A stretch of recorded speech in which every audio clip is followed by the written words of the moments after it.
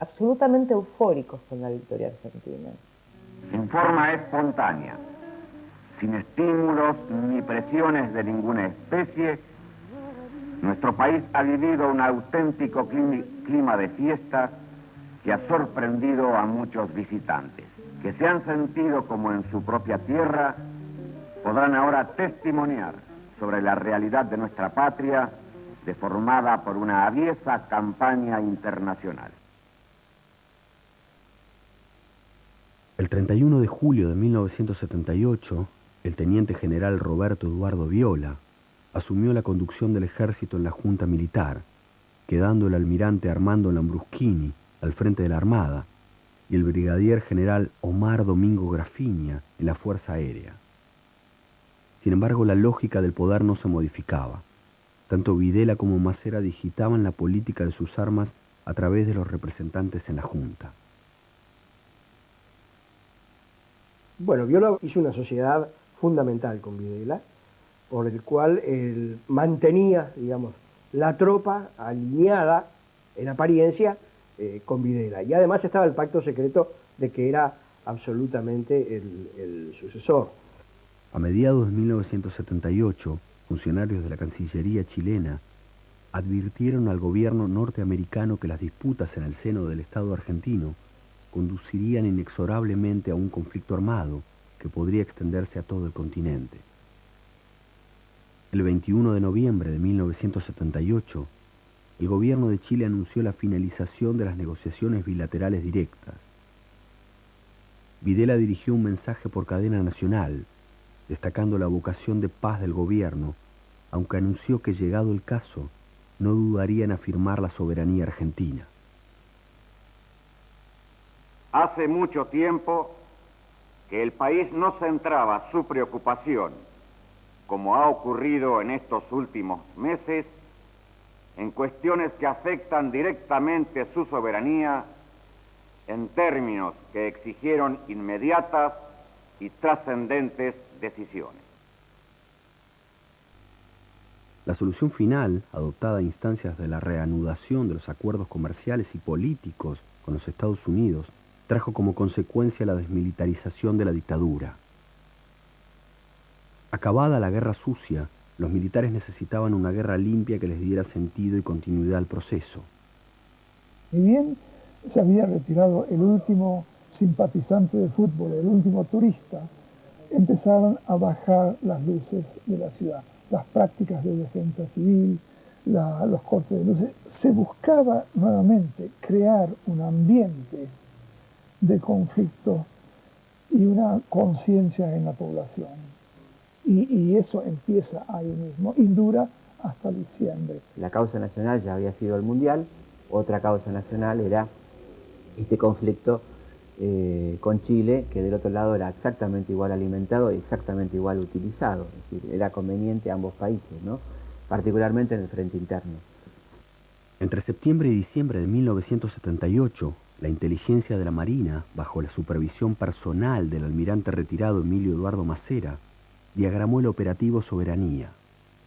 El plan contemplaba la ocupación de las islas adyacentes al Beagle, las islas en litigio y la invasión del territorio chileno a través de la frontera entre ambos países. El ejército invadiría Chile a la altura de Neuquén, en el paso cordillerano Puyehue, buscando como principal objetivo militar la partición estratégica de su enemigo. Ciudades como Santiago o Valparaíso serían ocupadas por la Fuerza Aérea. Bueno, Macera participaba junto con los duros de la idea de que este régimen se mantenía si seguía la militarización. Yo creo que estos dos factores lo unen a los más salvajes del ejército que querían la guerra. Y bueno, empieza toda esa marea de rumores crecientes, incidentes de frontera, que bueno, Videla no los podía soportar porque él tenía la guerra anticomunista como número 1, pero estaba decididamente en contra. Porque además participaba de las críticas de Martínez de Oz al gasto militar, que estaba ya creciendo de una manera exponencial y que podría llegar a desmadrar el plan económico. Videla y Pinochet avanzaban hacia el conflicto armado manejando las fuerzas internas en litigio, cautelosos de no exponer demasiado sus espacios dentro del ejército. Hacía meses que los dictadores mantenían una correspondencia secreta para encontrar una solución diplomática definitiva. Videla propuso recurrir a los históricos aliados de su régimen, los Estados Unidos y la Iglesia, más precisamente el Vaticano. El pedido fue un acuerdo entre los dos países, ¿no? Simplemente la recurrencia de dos estados a una instancia superior y la presunción de que esa intervención no podía ser objetada por nadie, ¿no? I sensed that the Argentine and the Chilean military were almost colluding with each other to gain the attention of the U.S. government and to try to shake our commitment to human rights, challenging us to answer the question, which do you care more about, human rights or peace? So I came up with an idea, and I suggested to Dr. Brzezinski, who was National Security Advisor to Carter, that maybe this was the season to give this challenge to the Pope. I do know that once we made this decision and put the Pope in front, it became impossible for all three militaries to say no. Videla tenía, más allá de sí mismo y de los pactos que tenía con sus colegas, un solo jefe político, que era el Papa. Y él entonces, Videla, se transforma en el verdadero representante del Vaticano en la Junta Militar. Mientras Videla solicitaba ayuda al cardenal Primatesta, al embajador de los Estados Unidos, Raúl Castro, y al nuncio apostólico en Argentina, Monseñor Pío Lagui, para que intercedieran ante el Vaticano, los altos mandos argentinos daban la instrucción de movilizar las tropas. Los primeros días de diciembre, la flota argentina, comandada por el portaaviones ligero 25 de Mayo, zarpó de Puerto Belgrano tomando posición al este del Cabo de Hornos. La mayor parte de la jerarquía militar en el ejército, los comandantes de cuerpo, estaban a favor del conflicto con Chile. Menéndez desde Córdoba, ¿no? Galtieri mismo, Suárez Mason, están todos disparados hacia esa guerra. Un vicario castrense dice en Puerto Belgrano que él sabe que en caso de que Argentina lo necesite, sus soldados están dispuestos a morir. Hay una especie de brutalidad belicista que la expresa Menéndez, que mañana quiero estar lavándome las bolas en el Pacífico, dice. Entonces toda esa cosa, toda esa imaginería militar un poco esperpéntica, tan altisonante, está como a punto de corporizarse. El gobierno de Chile estableció el racionamiento de los servicios básicos y los refugios antiaéreos en las principales ciudades del país. El general Pinochet ordenó resistir el ataque inicial, conquistar la mayor extensión de territorio argentino en la contraofensiva, ejecutar las acciones de sabotaje y sembrar el pánico entre la población civil. En el frente, los soldados de ambos países construían trincheras entre la nieve, donde dormían y comían esperando la guerra. De los dos lados había movilización de tropas, sí, de los dos lados. El que adopta una actitud estratégica ofensiva lleva el peso de las acciones. Chile tenía mejores condiciones porque adoptaba una posición estratégica defensiva.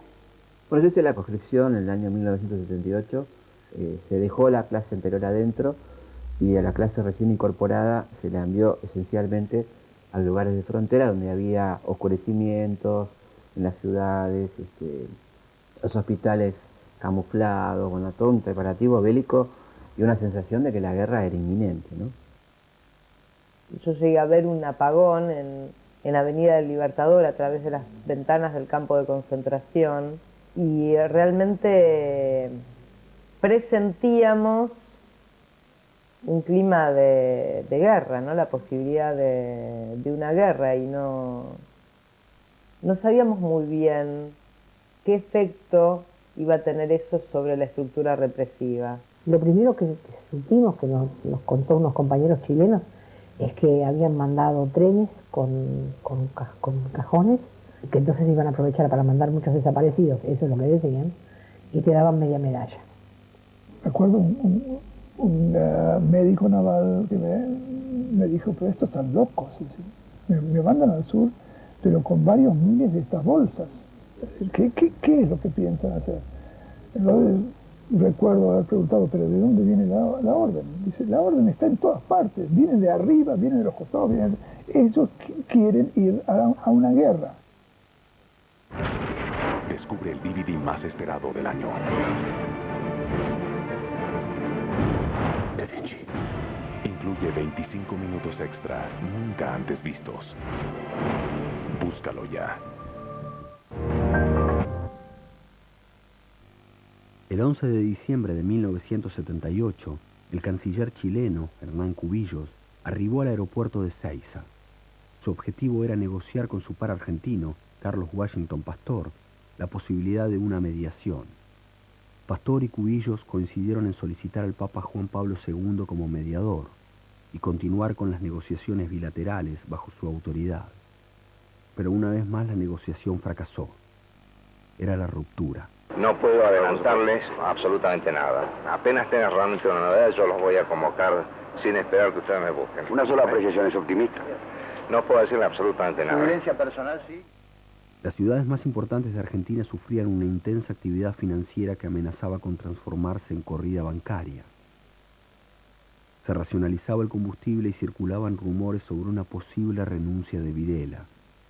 Esas amenazas de renuncia le sirven para forzar una situación de mantenerse en el poder y no de declarar la guerra inmediatamente, pero él sabe que no tiene mucho espacio, los otros se están moviendo y lo van a pasar por encima, ¿no? El 14 de diciembre de 1978, Jorge Rafael Videla se reunió con la Junta Militar. Tras algunas posiciones encontradas, se fijó el 20 de diciembre para el inicio del operativo Soberanía. El 15 de diciembre, Videla se entrevistó en la residencia de Olivos con el nuncio apostólico en Buenos Aires, Pío Laghi, y le confesó que no disponía de fuerza suficiente para detener los acontecimientos. Cuando lo llama Pío Laghi para pedirle la intervención del Vaticano, le dice, esto no es cuestión de semanas, es cuestión de días. Si van a mediar, juéguense fuerte ahora porque si no, llegamos tarde. El Papa llevaba un mes, no me acuerdo exactamente cuánto, pero muy poco. Toda la curia le dijo que no se metía, porque Argentina es muy complicada.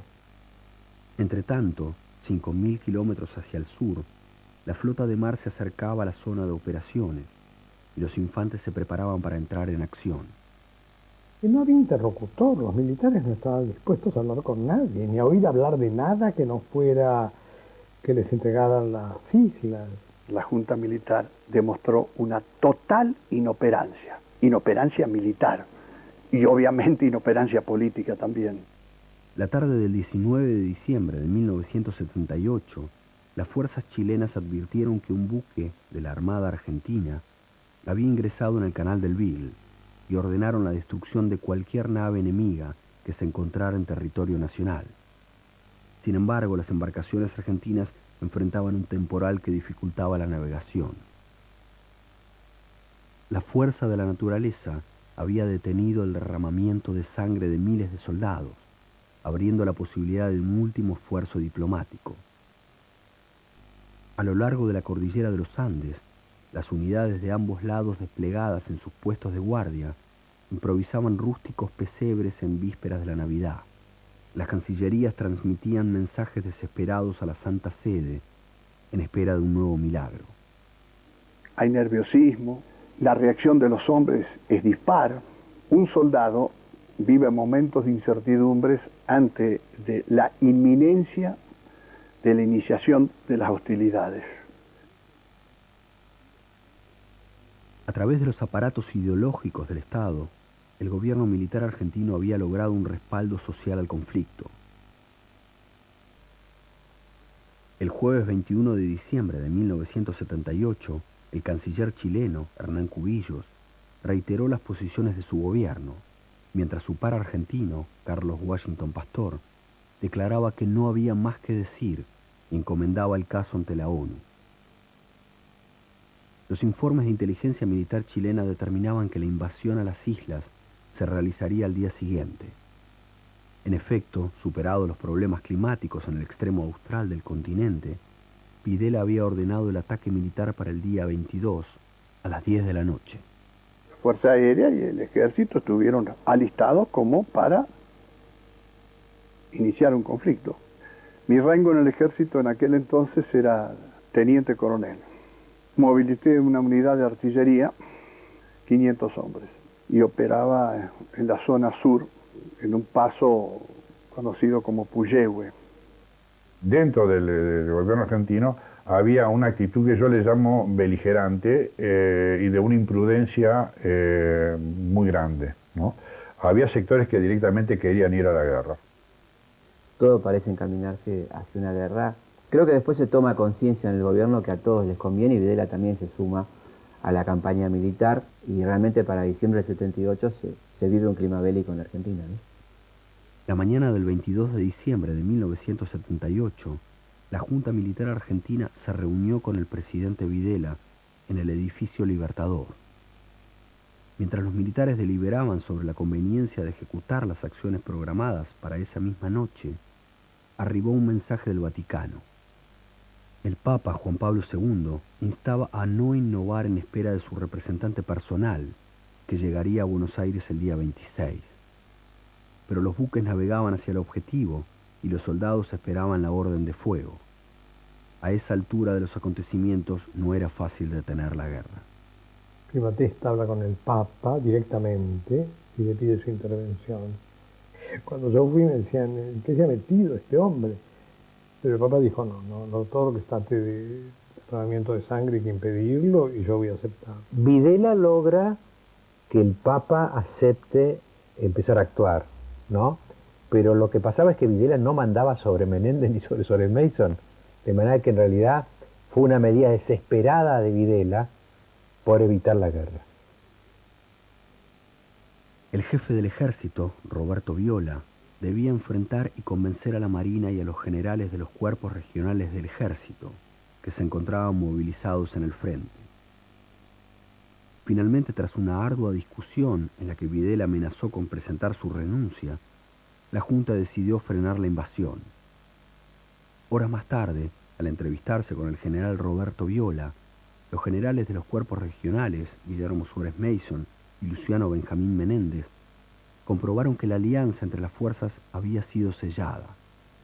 En esta oportunidad, los sectores opuestos a Videla no tenían más opción que renunciar a la guerra. Si la Argentina hubiera ido a una guerra con Chile, hubiera adoptado una actitud estratégica ofensiva y hubiéramos sido declarados internacionalmente país agresor. Hubo necesidad por parte de Videla de frenar a los duros, porque no quería la mala fama que le podía dar, digamos, en un montón de frentes internacionales. La vocación de paz del pueblo chileno y la vocación de paz del pueblo argentino condicionaron también a los gobiernos a aceptar la mediación del Papa. A las 18:30 del 22 de diciembre de 1978, solo 3 horas y media antes del ataque, la Junta Militar Argentina aceptó la mediación papal y ordenó detener el operativo Soberanía. La directiva se transmitió en clave hacia los destacamentos del sur, pero debido a una falla en el sistema de comunicación, las unidades de Neuquén no recibieron la instrucción y comenzaron a desplazarse hacia la frontera. A las 20 horas, tropas avanzadas de la 10ª Brigada de Infantería habían penetrado en territorio chileno. Ahora, no dispararon de casualidad. No hubo muertos chilenos, pero totalmente de casualidad. Porque en un momento estaban acantonados a 5 kilómetros y después estaban ahí mismo, en la frontera con chilenos del otro lado. Helicópteros especialmente enviados para dar la contraorden lograron detener a los soldados. Finalmente, en víspera de Navidad, la guerra exterior se había evitado. Son conflictos armados para dividir a pueblos latinoamericanos. Y por eso me parece a mí que la mediación papal fue providencial en aquel momento, porque realmente hubiese sido sangre inocente derramada por causas que no la justificaban. La duda que me quedó después con los años era si realmente en el espíritu de lo que eran los jefes militares argentinos de ese momento estaba el choque final, ¿no? Porque en términos estrictamente militares, las Fuerzas Armadas de Chile, en términos de equipamiento y de adiestramiento, eran muy superiores a los argentinos. Y esto el Comando Militar Argentino lo sabía. Las dos Fuerzas Armadas habían hecho juegos de guerra sobre el tablero durante décadas, ¿no? De modo que, en fin, hubiera sido un desatino mayor todavía que los que hubo. Los militares se dan cuenta políticamente, pese a su ceguera en este aspecto político, terminan por darse cuenta de que esta no va a ser una causa nacional que los va a favorecer. Para Videla significó, lo único que él puede llamar como triunfo político de su gestión fue haber parado la guerra con Chile, que además cumplía con dos objetivos: mantener el esquema económico por un lado y en la guerra santa contra el comunismo internacional. Chile y Argentina están juntos y no conviene separar el bloque represivo del Cono Sur, que en ese momento funcionaban todos con la misma letra. Así que significa el único triunfo político de Videla ante las acechanzas de sus propios pares, ¿no? Y para Masera, en ese momento, una derrota coyuntural, ¿no? La Marina igual se queda al acecho de otras cosas. Digamos, no es casual, sin el fracaso del tema Chile no se entiende Malvinas, digamos, ¿no? A mí me han dicho ambas partes lo que quieren y me dejan hablar ahora y me dan la posibilidad de